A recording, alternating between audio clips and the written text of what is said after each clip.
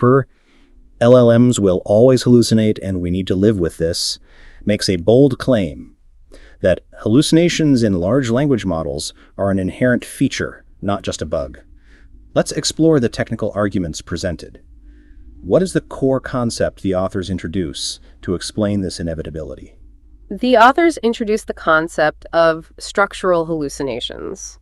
They argue that these hallucinations are not simply errors in training or data, but rather stem from the fundamental mathematical and logical structure of LLMs themselves.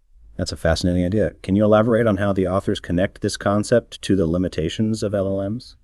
The authors break down the LLM generation process into several stages: training data, information retrieval, intent classification, output generation, and post-generation fact-checking. They argue that each stage is inherently susceptible to structural hallucinations. Let's start with the training data. How do the authors argue that even a complete data set wouldn't eliminate hallucinations? They use a Gödel-like statement to demonstrate that no finite dataset can contain all true facts.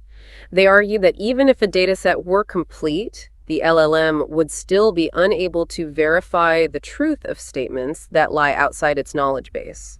That's a compelling argument. What about the information retrieval stage? How does the needle in a haystack problem contribute to hallucinations?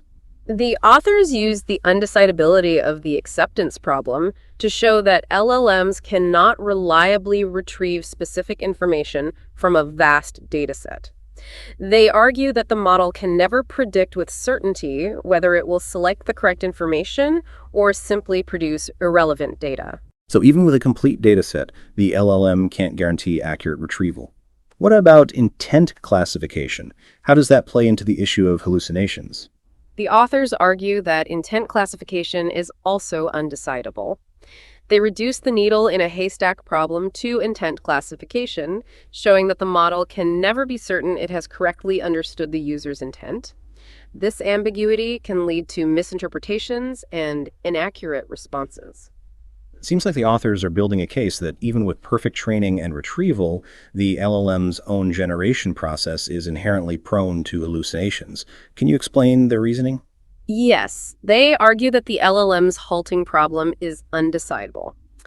The model cannot know a priori how many tokens it will generate, making it impossible to predict the final output.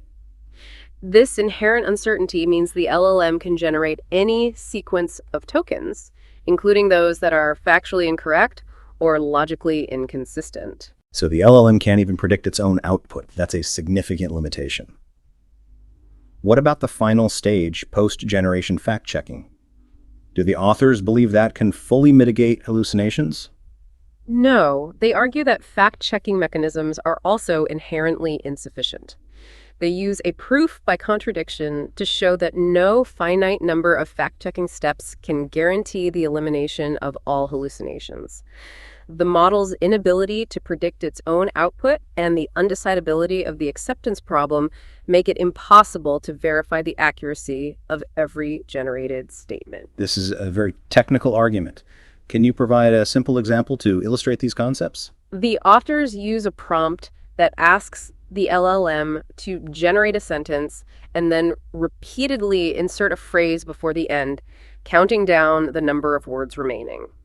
The expected response would continue infinitely, but the LLMs tested all produced incorrect outputs, demonstrating the limitations discussed. So the LLM's inability to start at infinity and its inability to predict its own output lead to these hallucinations. That's a clear illustration of the author's point.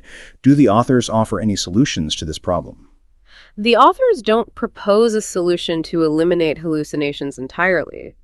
They acknowledge that these limitations are inherent to the current architecture of LLMs. Instead, they emphasize the importance of understanding these limitations and using LLMs responsibly. So it's not about fixing the problem, but rather managing it.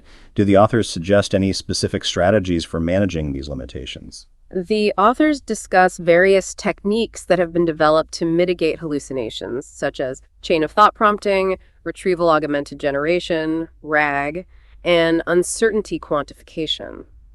However, They emphasize that these techniques are not foolproof and cannot eliminate structural hallucinations entirely. So it's a matter of balancing the potential benefits of LLMs with the inherent risks of hallucinations. Do the authors discuss any broader implications of these findings? Yes, they highlight the importance of AI literacy and responsible use of LLMs. They emphasize that users should be aware of the limitations of these models and use their own judgment to evaluate the information generated. They also discuss the need for regulations and ethical considerations surrounding the use of LLMs. So it's not just about the technical limitations, but also about the social and ethical implications of these powerful tools.